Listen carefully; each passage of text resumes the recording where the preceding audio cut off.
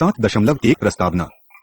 Australia और America में ऐतिहासिक पृष्ठभूमि, संस्कृति और भाषा की समानता है। इसके अलावा उनमें धार्मिक व्यवस्था और लोकतांत्रिक राजनीतिक संस्कृति की समानता भी है। ऑस्ट्रेलिया और अमेरिका दोनों ही अप्रवासी समाज, इमिग्रेंट सोसाइटीज है। दोनों ही देशों को मुख्य तौर पर इंग्लैंड से आए लोगों ने बसाया है। दोनों ही देशों ने एशियाई देशों से सीमित आप्रवास, रिस्ट्रिक्टेड इमिग्रेशन को प्रोत्साहित करने के लिए सतर्कतापूर्वक तय किए गए व्यवहारों का अपनाया है। वैसे इस अर्थ में अमेरिका की तुलना में ऑस्ट्रेलिया की बसावट का समय बहुत कम है। ऑस्ट्रेलिया में यूरोपियों ने जब बसना शुरू किया उस समय तक अमेरिका स्वतंत्रता प्राप्त कर चुका था। अमेरिका में 13 उपनिवेश थे जिन्होंने मिलकर अमेरिका का निर्माण किया और उसका परिसंघीय संविधान 1789 से प्रभावी हुआ। उससे एक वर्ष पूर्व 1788 में ऑस्ट्रेलिया में शुरू हुई यूरोपियों की बसावट के परिणामस्वरूप अंततः 6 उपनिवेशों की स्थापना हुई, जो आज ऑस्ट्रेलिया के राष्ट्रमंडल कॉमनवेल्थ ऑफ ऑस्ट्रेलिया के अंग हैं। महत्वपूर्ण बात यह है कि ये ऑस्ट्रेलियाई उपनिवेश उस समय स्थापित हो रहे थे जब अमेरिकी लोग एशिया की ओर विस्तार में लगे हुए थे। जब ब्रिटिश सरकार ने 1900 में ऑस्ट्रेलिया का राष्ट्रमंडल स्थापित करने के लिए एक अधिनियम लागू किया, उस समय तक अमेरिका 1898 के स्पेनी अमेरिका युद्ध के उपरांत विश्व मंच पर एक बड़ी शक्ति के रूप में उभर चुका था। इससे अमेरिका को एक औपनिवेशिक ताकत बनने में मदद मिली। जब ऑस्ट्रेलिया ने अक्टूबर 1942 को वेस्टमिंस्टर दशक अधिनियम, वेस्टमिंस्टर अडॉप्शन एक्ट का विधान पारित किया, जिससे देश के आंतरिक और बाहरी मामलों में ऑस्ट्रेलिया की उद्यधिकारिक तौर पर पूर्ण स्वायत्तता स्थापित हो गई, जिस समय अमेरिका विश्व मंच पर एक महाशक्ति के रूप में उभरने की प्रक्रिया से गुजर रहा था। ऑस्ट्रेलिया और अमेरिका दोनों ही अंतर्राष्ट्रीय मामलों में अपेक्षाकृत गए हैं। यही ऐतिहासिक पृष्ठभूमि इस बात के लिए भी जिम्मेदार है कि इन दोनों के बीच परस्पर संवाद भी इतना नया क्यों है। 1970 में ऑस्ट्रेलिया पर इंग्लैंड का कारण बनने वाले कैप्टन कुक के जहाज एंडेवर पर 3 अमेरिकी उपनिवेशक भी सवार थे। इस तथ्य के अतिरिक्त कम से कम प्रथम विश्व युद्ध तक अमेरिका और ऑस्ट्रेलिया के बीच संबंधों के बारे में लिखने को कुछ भी नहीं है। किंतु ऑस्ट्रेलियावासी अमेरिका के बारे में खूब जानते थे और उन्होंने ऑस्ट्रेलिया के राष्ट्रमंडल का संविधान लिखते और बनाते समय अमेरिकी संविधान की अनेक बातों को ग्रहण किया था। परिसंघीय व्यवस्था, फेडरलिज्म, द्विसदनी विधायिका, बाइकैमरल लेजिस्लेचर, नामित प्रतिनिधि सभा, हाउस ऑफ रिप्रेजेंटेटिव्स और सीनेट चुनाव की सांतर अथवा लचकती हुई स्टैगर्ड व्यवस्था और प्रतिनिधि सभा के सदस्यों के चुनाव का सिद्धांत सभी अमेरिकी संविधान की देन है। बहरहाल विदेश नीति और अंतर्राष्ट्रीय मामलों के क्षेत्र में ऑस्ट्रेलिया में वास्तव में प्रथम विश्व युद्ध शुरू होने पर ही कोई भूमिका निभानी शुरू की और शत्रु देशों के खिलाफ इंग्लिश और अमेरिका के युद्ध के प्रयासों में अपना योगदान दिया। वैसे अमेरिका के निकट तो ऑस्ट्रेलिया प्रथम विश्व युद्ध के बाद ही आया। जापानी सेनाएं तेजी से एशिया प्रशांत क्षेत्र में बढ़ी और उसके परिणामस्वरूप ऑस्ट्रेलिया अंततः जापानी गोलाबारी का निशाना बना। ऐसे में कैनबरा में खतरा महसूस किया गया और उसके चलते ऑस्ट्रेलिया और अमेरिका के बीच घनिष्ठतर कार्यनीतिक संबंध बने। पर्ल हार्बर की घटना से कुछ ही पहले नवंबर 1941 में ऑस्ट्रेलियाई क्रूजर सिडनी, ऑस्ट्रेलियन क्रूजियर सिडनी को डुबो दिया गया था।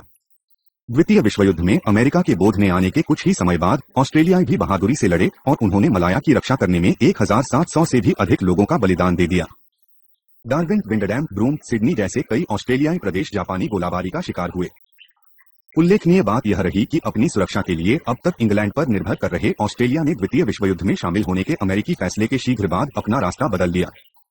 द्वितीय विश्व युद्ध में अंग्रेजों की कमजोरी उजागर होने, दक्षिण पूर्व एशिया में जापान की बढ़त और अमेरिका से बड़ी अपेक्षाओं के चलते ऐसी स्थितियों पैदा हो गई कि 1941 में दिसंबर के अंत में ऑस्ट्रेलिया को अमेरिका की और अपने संरक्षक के तौर पर देखना पड़ा। ऑस्ट्रेलियाई प्रधानमंत्री जीन कर्टिन ने 29 दिसंबर 1941 को यह घोषणा की कि किसी भी प्रकार की हिचक के बगैर मैं यह बिल्कुल स्पष्ट कर देता हूं कि अमेरिका की और ऑस्ट्रेलिया, इंग्लैंड के साथ हमारे पारंपरिक संबंधों अथवा बंधुत्वता की कैसी भी टीस से मुक्त होकर सुरक्षा के लिए देख रहा है। ऑस्ट्रेलिया जा सकता है और ब्रिटेन, यूरोप अभी भी बटा रह सकता है।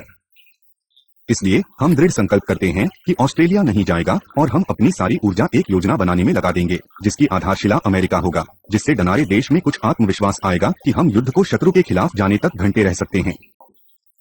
7.2 उद्देश्य। इस इकाई का अध्ययन करने के पश्चात आप अमेरिका के साथ ऑस्ट्रेलिया के संबंधों का विकास, जिसने द्वितीय विश्व युद्ध के बाद दोनों देशों के बीच एक सैन्य गठबंधन का रूप ले लिया। सन 1961 में ऑस्ट्रेलिया न्यूजीलैंड अमेरिका की संधि, Australia New Zealand US treaty and juice treaty के रूप में इस क्षेत्र में कम्युनिस्ट प्रभाव और सोवियत विस्तारवाद को रोकने की अमेरिकी कार्यनीति में ऑस्ट्रेलिया की भूमिका को समझ सकेंगे।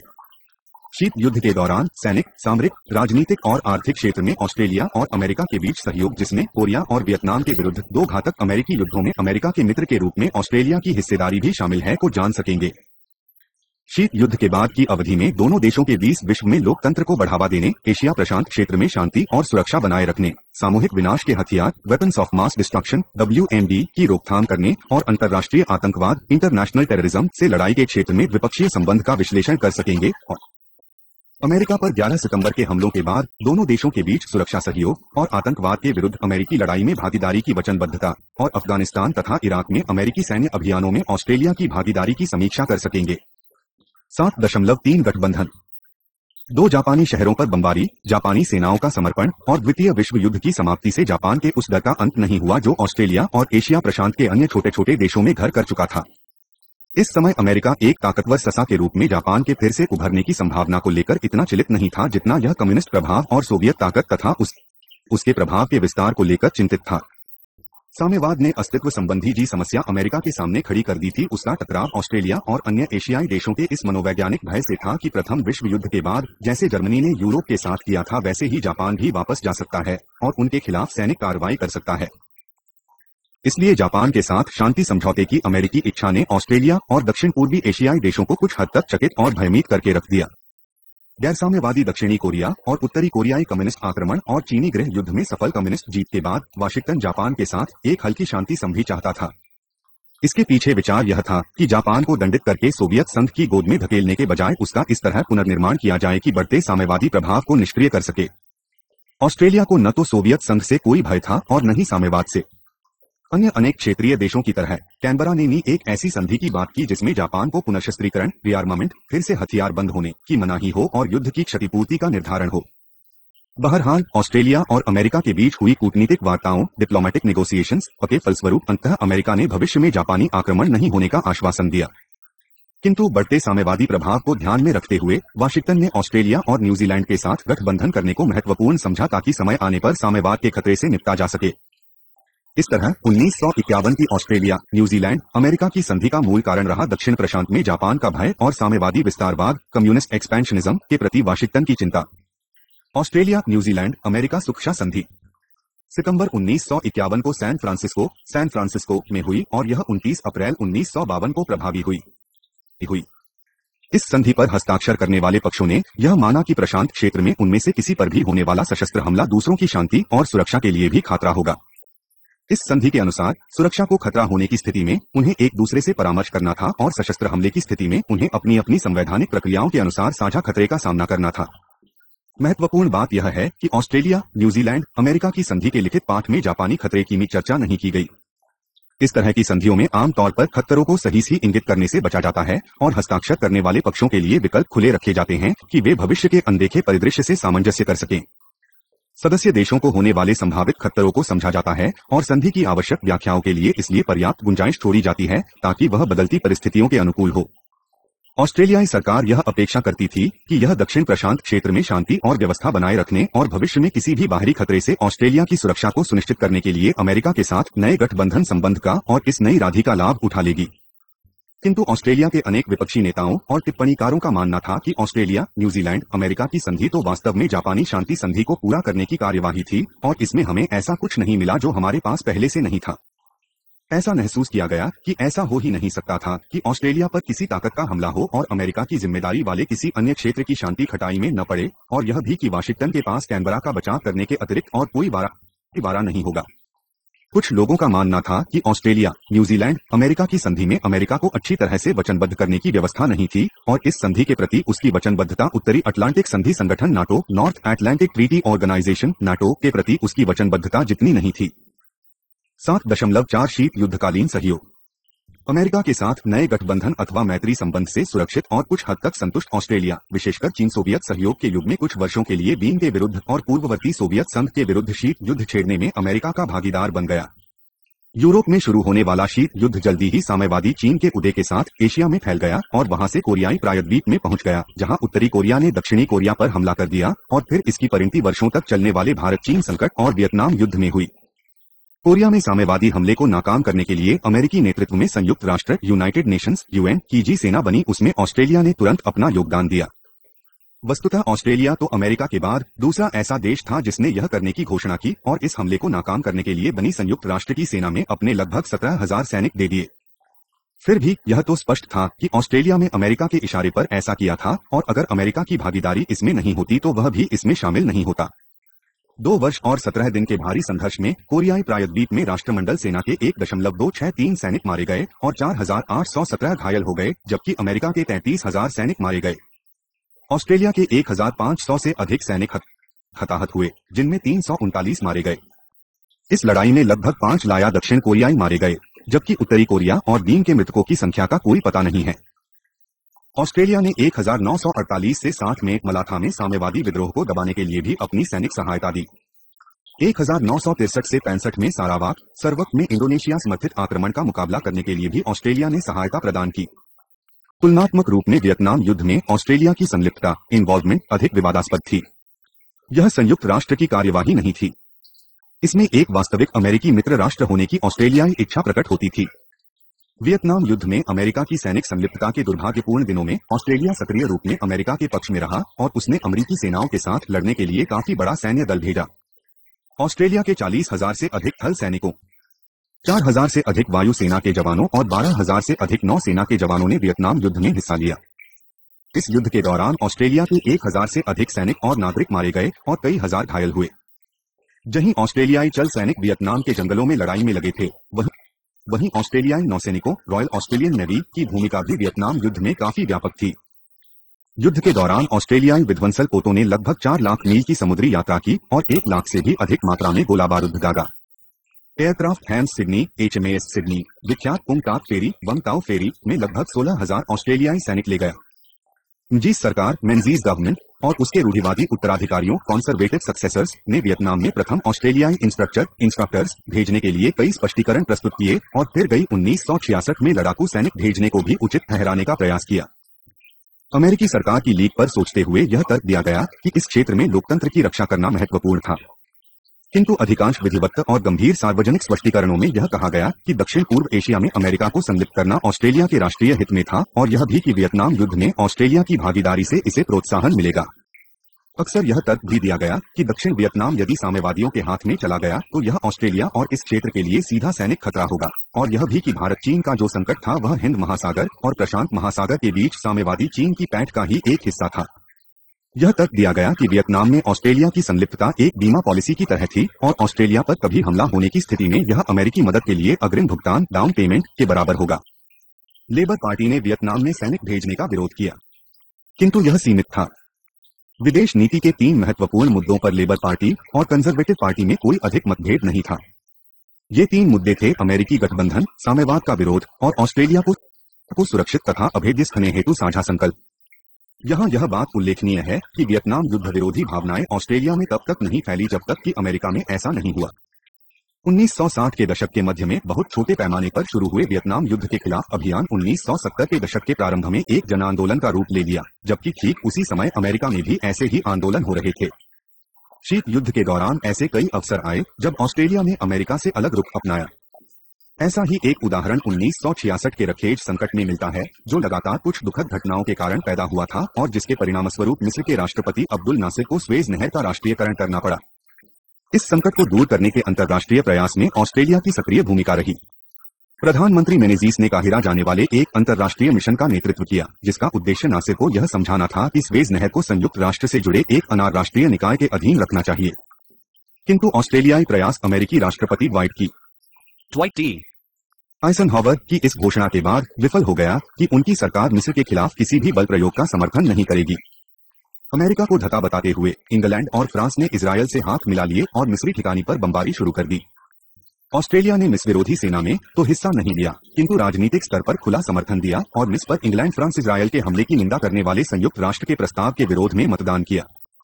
मेनेजीस के इस कदम से उनके अनेक देशवासी भी चकित रह गए। केवल 5 वर्ष पहले ही ऑस्ट्रेलिया ने अमेरिका और न्यूजीलैंड के साथ त्रिपक्षीय गठबंधन करके अमेरिका का पक्ष लिया था। इंग्लैंड को इस गठबंधन से बाहर रखा गया था, और फिर भी सैन्य बल से संबंधित एक महत्वपूर्ण मुद्दे पर ऑस्ट्रेलिया ने अमेरिकी रुख का साथ न देकर इंग्लैंड और फ्रांस का समर्थन किया। बहरहाल इस घटना से अमेरिका के साथ उसके संबंधों में कोई दरार नहीं पड़ी। अमेरिका, फ्रांस और इंग्लैंड नाटो के भी सदस्य थे और इजरायल एक विशिष्ट मित्र था। और फिर यह अमेरिका और दूसरों के बीच का टकराव नहीं था। इसका परिणाम यह हुआ कि अमेरिका के साथ ऑस्ट्रेलिया के संबंधों पर इसका सीमित असर ही हुआ। अधिकांश अवसरों पर अमेरिका के साथ अपने रिश्तों को ऑस्ट्रेलिया ने इस तरह से संभाला कि मतभेद कम से कम रहे और हितसाधन अधिक से अधिक हुआ। दरअसल 100 के दशक के काम में जब परमाणु मुद्दों पर न्यूजीलैंड के सख्त रवैये और उसके अमेरिका विरोधी रुख के कारण ऑस्ट्रेलिया न्यूजीलैंड अमेरिका की संधि पर संकट के बादल छाए, तो ऑस्ट्रेलिया ने ऐसी नीति अपनाई जिससे ऑस्ट्रेलिया की सुरक्षा के प्रति अमेरिका की वचनबद्धता बनी रहे और यह भी सुनिश्चित किया कि यह संधि भंग न हो। 1961वीं ऑस्ट्रेलिया न्यूजीलैंड अमेरिका की संधि यह आज भी ऑस्ट्रेलिया की एकमात्र औपचारिक सुरक्षा संधि है। ऑस्ट्रेलिया ने 1991 में फारस की खाड़ी के युद्ध में, 2002 में अफगानिस्तान में और 2003 में इराक में गठबंधन सेनाओं में भागीदारी की और अपने गठबंधन धर्म को निभाया। 7.5 उत्तर शीत युद्धकालीन घटनाक्रम। शीत युद्ध के बाद के दौर में ऑस्ट्रेलियाई अमरीकी संवाद शीत युद्ध के दौर की अपेक्षा कहीं अधिक गहरे, सकारात्मक और घनिष्ठ रहे हैं। गठबंधन के रिश्ते होने के बावजूद ऑस्ट्रेलिया अंतर्राष्ट्रीय महत्व के प्रत्येक मुद्दे पर अमेरिका से सहमत नहीं रहा। आज भी यह ऐसा नहीं करता है, किंतु सोवियत संघ के टूटने के बाद जब शीत युद्ध समाप्त होगा और विश्व ने एक अंतर्राष्ट्रीय बदलते परिदृश्य में प्रवेश किया, तब ऑस्ट्रेलिया और अमेरिका शांति और विकास के संदर्भ में भागीदार ही बने रहे। अमेरिका और यूरोपीय देशों तथा कुछ हद तक अमेरिका के अन्य पारंपरिक एशियाई दीवा जैसे जापान और दक्षिण कोरिया के बीच अनेक मतभेदों को देखते हुए महत्वपूर्ण है। अन्य अमेरिकी मित्रों की तुलना में ऑस्ट्रेलिया ने अमेरिका के साथ अधिक मजबूत, अधिक मैत्रीपूर्ण और कम टकराव वाले संबंध बना रखे हैं। शीत युद्ध के बाद के दौर में उन दोनों देशों के बीच व्यापक तौर पर 4 क्षेत्रों ने द्विपक्षीय राम बना है। विश्व के विभिन्न क्षेत्रों में लोकतंत्र को बढ़ावा, एशिया प्रशांत क्षेत्र में शांति और निखरता को बनाए रखना, सामूहिक विनाश के हथियार की रोकथाम और अंतर्राष्ट्रीय आतंकवाद से लड़ाई आदि इसके प्रमुख क्षेत्र है। लोकतंत्र को बढ़ाना। अमेरिका और ऑस्ट्रेलिया दोनों ही समयसिद्ध लोकतांत्रिक व्यवस्था पाले देश हैं। अमेरिका की यह लंबी परंपरा रही है कि उसने दुनिया के देशों में लोकतंत्र को बढ़ावा दिया है, और तब तो और भी विशेष तौर पर जब यह अमेरिका के राष्ट्रीय हितों के अनुकूल हो। ऐसे अनेक उपकरण हैं जहां अमेरिका ने अलोकतांत्रिक शानी के खाद्यपूर्ण रावरकुनी में तो उसने अधिनायकवादी और तानाशाही शासनों की भी आंतरिक तथा बाह्य के विरुद्ध संरक्षण प्रदान किया है। ऑस्ट्रेलिया एक मध्यम शक्ति है और दक्षिण प्रशांत के अलावा विदेशों में सत्य परिवर्तन को प्रभावित करने की दिशा में उसकी अनेक सीमाएं हैं। अमेरिका की तरह इसने भी अपने पड़ोस में अलोकतांत्रिक कासनी को सहत किया है, उनके साथ कारोबार किया है और कभी कभी तो उन्हें संरक्षण भी प्रदान किया है। बहरहाल 11 सितंबर के आतंकवादी हमलों के बाद से ऑस्ट्रेलिया और अमेरिका दोनों ही देशों को एक नया आभास हुआ है कि केवल लोकतंत्र को बढ़ावा देकर ही आतंकवाद का सबसे अच्छी तरह से मुकाबला किया जा सकता है। इसके परिणामस्वरूप ऑस्ट्रेलिया ने कुछ विशिष्ट देशों में, विशेषकर मुस्लिम समुदाय में, इस्लामी चरमपंथ, लड़ाकूपन और आतंकवाद से निपटने के लिए लोकतंत्र को बढ़ावा देने हेतु अमेरिका के साथ सक्रिय सहयोग शुरू कर दिया है। इस प्रकार का सहयोग विशेषकर अफगानिस्तान और इराक में देखा जा सकता है। एशिया में शांति और स्थिरता बनाए रखना। ऑस्ट्रेलिया एशिया महाद्वीप में 2 श्वेत देशों में से एक है। इसकी सांस्कृतिक प्रागपूर्व अपेक्षा परियम के साथ अधिक है। द्वितीय विश्व युद्ध के बाद दौर तक ऑस्ट्रेलिया संबंध भी अधिकतर यूरोप और अमेरिका के साथ ही थे। यही अनुभव अमेरिका का भी था, जो एशिया प्रशांत में एक मजबूत सैन्य उपस्थिति के बावजूद आर्थिक, राजनीतिक और सांस्कृतिक स्तर पर एशिया की अपेक्षा यूरोप की और अधिक उन्मुख था। किंतु विशेषकर एशियाई बाँच अर्थव्यवस्थाओं, एशियन टाइगर इकोनॉमीज के उभार, जापान की आर्थिक शक्ति के पुनरुत्थान रिवाइवल और चीन की अर्थव्यवस्था के उत्थान के बाद से एशिया में अमेरिका और ऑस्ट्रेलिया की आर्थिक संलिप्तता के विकास की धीमी और सतत प्रक्रिया के परिणामस्वरूप इन दोनों देशों की विदेश नीति के दृष्टिकोण और उन्मुखता में काफी बड़ा बदलाव आया है। शीत युद्ध के दौरान एशिया में साम्यवाद के खिलाफ अमेरिका की लड़ाई में ऑस्ट्रेलिया पूरे तौर पर उसके साथ था। शीत युद्ध के बाद भी इस क्षेत्र में अपने आर्थिक हितों की रक्षा के उद्देश्य से यह अमेरिका के साथ ही बना हुआ है। ऑस्ट्रेलिया और अमेरिका आसियान के पूर्ण संवाद भागीदार हैं और एशिया प्रशांत आर्थिक सहयोग APEC, Asia Pacific economic cooperation APEC और आसियान क्षेत्रीय मंच ASEAN रीजनल फोरम ARF के सहसदस्य है। इसके अतिरिक्त ऑस्ट्रेलिया ने बिना किसी संकोच के अमेरिका को अपनी धरती पर सैनिक सुविधाएं रखने की छूट दे रखी है। ऑस्ट्रेलिया इस क्षेत्र के लिए एक प्रक्षेपास्त्र रक्षा प्रणाली के विकास के अमेरिकी प्रयास में भी अमेरिका का एक सक्रिय भागीदार बन गया है। इन सभी नीतियों का लक्ष्य है इस क्षेत्र में टकराव को रोकना और व्यापारिक तथा निवेशीय हितों की रक्षा करना। अमेरिका और ऑस्ट्रेलिया दोनों ही एपेक मंत्र और आसियान क्षेत्रीय मंच को सुरक्षा की भूमिका देना चाहते हैं और सुरक्षा संवाद तथा सहयोग के संदर्भ में क्षेत्र के सर्वाधिक महत्वपूर्ण मंच आसियान क्षेत्रीय मंत्र को एक ऐसे निकाय का रूप देने के लिए मिलकर काम कर रहे हैं जो रोकथाम वाली कूटनीति को बढ़ावा दे सके। सामूहिक विनाश के हथियारों के प्रसार की रोकथाम। ऑस्ट्रेलिया एक लंबे समय से सामूहिक विनाश के हथियारों की रोकथाम के लिए अमेरिका के साथ सहयोग करता आ रहा है। ऑस्ट्रेलिया और अमेरिका दोनों ने ही परमाणु अप्रसार संधि non proliferation treaty NPT, Australia राष्ट्रमंडल, परमाणु आपूर्तिकर्ता समूह, न्यूक्लियर सप्लायर्स ग्रुप, प्रक्षेपास्त्र प्रौद्योगिकी नियंत्रण क्षेत्र, मिसाइल टेक्नोलॉजी कंट्रोल रेजीम (एनटीसीआर) के सदस्य हैं और परमाणु हथियारों, सामूहिक विनाश के अन्य हथियारों तथा प्रक्षेपास्त्रों के और अधिक प्रसार को रोकने के लिए शीत युद्ध के वर्षों में मिलकर काम किया है। ऑस्ट्रेलिया के लिए अमेरिका की अप्रसार संबंधी नीति का समर्थन करना इसलिए आसान रहा है क्योंकि इसके पड़ोस में कोई परमाणु हथियार संपन्न शक्ति नहीं है और ऑस्ट्रेलिया, न्यूजीलैंड और अमेरिका की संधि के अंतर्गत उसे अमेरिकी संरक्षण मिला हुआ है। यह महत्वपूर्ण बात है कि ऑस्ट्रेलिया ने हमेशा ही अमेरिकी नीति का समर्थन किया है, भले ही कभी कभी यह अप्रसार के लक्ष्यों के विरुद्ध रहा हो। उदाहरण के लिए दक्षिण प्रशांत को परमाणु हथियार मुक्त क्षेत्र घोषित करते समय कैनबरा ने संधि को इस ढंग से तैयार करने में मदद की कि उससे परमाणु शक्ति संपन्न अमेरिकी जलपोतों की आवाजाही मूवमेंट में रुकावट न हो। जब न्यूजीलैंड ने परमाणु हथियार लाने ले जाने के लिए अमेरिकी युद्धपोतों की आवाजाही में पारदर्शिता की मांग की तो कैनबरा ने अमेरिका का साथ दिया। शीत युद्ध के बाद के दौर में किसी भी परमाणु परीक्षण विस्फोट को रोकने के लिए अमेरिका के व्यापक प्रयास में ऑस्ट्रेलिया मजबूती से उसके साथ था। निरस्त्रीकरण पर संयुक्त राष्ट्र के सम्मेलन में बातचीत की पूरी प्रक्रिया में इन दोनों देशों ने अपने नीतिगत दृष्टिकोणों में एक दूसरे के साथ तालमेल रखा। भारत ने जब इस आधार पर व्यापक परीक्षण प्रतिबंध संधि कॉम्प्रिहेंसिव टेस्ट बैन ट्रीटी (सीटीबीटी) का समर्थन करने से मना कर दिया कि यह भेदभावपूर्ण है और 1990 में कई परमाणु परीक्षण कर डाले तो अमेरिका के साथ ऑस्ट्रेलिया ने भी भारत के परमाणु परीक्षणों की जमकर आलोचना की। किंतु जब अमेरिकी सीनेट ने व्यापक परीक्षण प्रतिबंध संधि को पारित करने से मना कर दिया तो कैनबरा के पास सतर्कतापूर्ण चुप्पी साध लेने, यथार्थता का सामना करने और अपनी अप्रसन्नता व्यक्त करके रह जाने के अतिरिक्त और कोई चारा नहीं था। सामूहिक विनाश के हथियारों के प्रसार के खिलाफ एक मजबूत सरकारी नीति होने के बावजूद ऑस्ट्रेलिया व्यापक तौर पर अमेरिकी नीति का ही अनुसरण करता है। परिणामस्वरूप जब वाशिंगटन ने पोखरण 2 के बाद के दौर में भारत के साथ एक कार्यनीतिक भागीदारी निभाने के लिए कदम उठाए तो उसने अपनी भारत विरोधी नीति और प्रचार को त्याग दिया। सामूहिक विनाश के हथियारों अथवा उसकी प्रौद्योगिकी का प्रसार विश्व के नेताओं के लिए आज भी चिंता का विषय बना हुआ है। उत्तर कोरिया और ईरान को अमेरिका ने बुराई की धुरी का हिस्सा बताया है और इन दोनों देशों की परमाणु महत्वाकांक्षा ने कड़ी चेतावनियों के साथ कूटनीतिक प्रयासों को जन्म दिया है। ऑस्ट्रेलिया एक बार फिर यह सुनिश्चित करने के लिए अमेरिका के साथ आ खड़ा हुआ है कि उत्तर कोरिया और ईरान परमाणु मुक्त राष्ट्र बने रहें। ऑस्ट्रेलिया प्रसार व सुरक्षा पहल प्रोलिफरेशन सिक्योरिटी इनिशिएटिव पर अमेरिकी राष्ट्रपति जॉर्ज बुश के प्रस्ताव का भी हार्दिक समर्थन करता है, जिसे अब 60 से भी अधिक देशों का समर्थन मिल चुका है और केवल 2 वर्षों में ही इसकी सक्रियता मजबूत हो गई है। सामूहिक विनाश के हथियारों का आतंकवादियों के हाथ में पड़ जाने के मय में अनेक देशों को यह समझने पर बाध्य कर दिया है कि सामूहिक विनाश के हथियारों के अवैध व्यापार, उनकी वितरण व्यवस्था और संबंधित सामग्री में हस्तक्षेप करने की दिशा में सहयोग के लिए देशों के बीच एक व्यावहारिक और अनौपचारिक व्यवस्था जरूरी है। वाशिंगटन और कैनबरा मिलकर प्रसारकर्ताओं और संभावित प्रसारकर्ताओं का जीना दूभर करने की बीड़ा उठाए हुए हैं। 7.69/11 और तत्पश्चात आतंकवाद का मुकाबला। वाशिंगटन में पेंटागन इमारत, पेंटागन बिल्डिंग और न्यूयॉर्क में विश्व व्यापार केंद्र वर्ल्ड ट्रेड सेंटर पर 2001 में हुए आतंकी हमलों के बाद से ऑस्ट्रेलिया और अमेरिका के बीच सुरक्षा सहयोग का एकमात्र महत्वपूर्ण क्षेत्र अंतर्राष्ट्रीय आतंकवाद से लड़ाई ही है। विश्व के अनेक देश दशकों से आतंकी हिंसा के शिकार रहे हैं, किंतु ऑस्ट्रेलिया इस खतरे से अपेक्षाकृत बचा हुआ था। वह स्थिति अब बदल चुकी है। ऑस्ट्रेलिया ने जब अलकायदा के खिलाफ जंग छेड़ने के लिए सैनिक और वित्तीय दोनों स्तरों पर अमेरिका का साथ दिया तो यह भी आतंकी हिंसा का निशाना बन गया।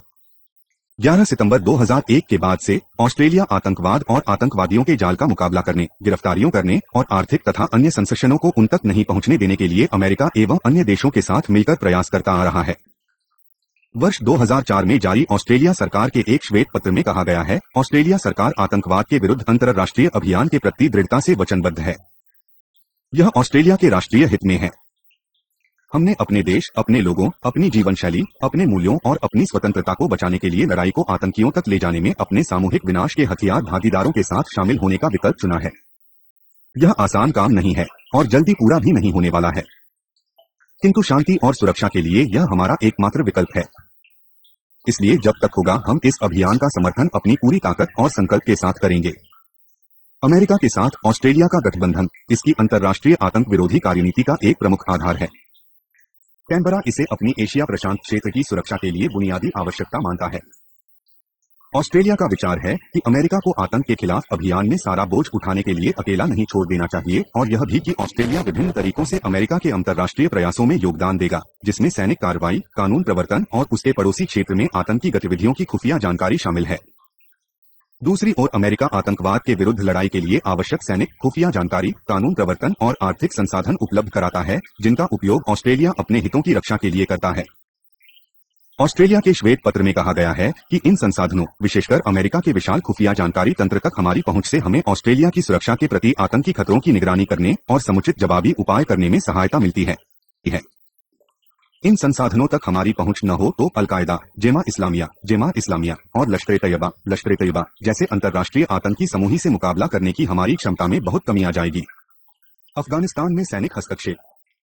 जब अमेरिका ने ओसामा बिन लादेन और उसके संगठन को शरण देने के कारण अफगानिस्तान से तालिबान सरकार को समाप्त करने और उस देश से अल-कायदा का सफाया करने के लिए निर्णायक कदम उठाया, तो ऑस्ट्रेलिया ने अमेरिका का साथ दिया।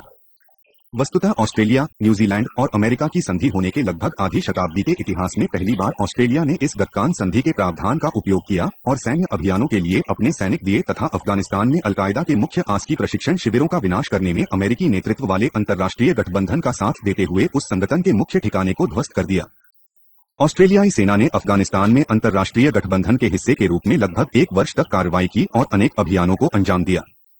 जिस देश में उसकी सैनिक मौजूदगी बनी हुई है, जहां ऑस्ट्रेलियाई सेना ने अमेरिकी नेतृत्व वाले गठबंधन की महत्वपूर्ण सहयोग दिया, वहीं विदेशी मामलों और व्यापार विभाग के अधीन उसके राजनयिक तंत्र ने भी तालिबान उपरांत अफगानिस्तान में शांति और विकास सुनिश्चित करने के लिए अन्य अनेक तरीकों से सहायता की।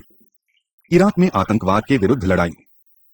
जब अफगानिस्तान में बड़े सैनिक अभियानों में सफलता मिल गई और अमेरिकी राष्ट्रपति जॉर्ज बुश ने इराक के सद्दाम हुसैन के शासन को अपने निशाने पर ले लिया, तो ऑस्ट्रेलिया ने एक बार फिर अमेरिका का साथ दिया।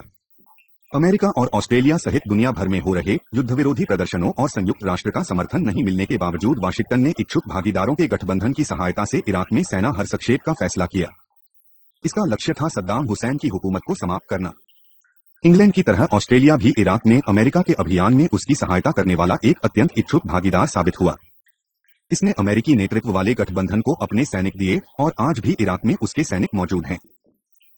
ऑस्ट्रेलियाई सरकार ने इराक में अच्छी बुरी हर परिस्थिति में दुष्प्रशासन का दृढ़ता से समर्थन किया है।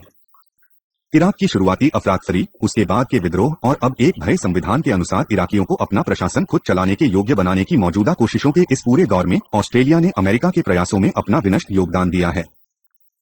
इस समय ऑस्ट्रेलिया की धारणा है कि आतंकवाद के विरुद्ध अभियान में इराक में अंतर्राष्ट्रीय समुदाय के सामने इच्छा शक्ति की चुनौती प्रस्तुत कर दी है।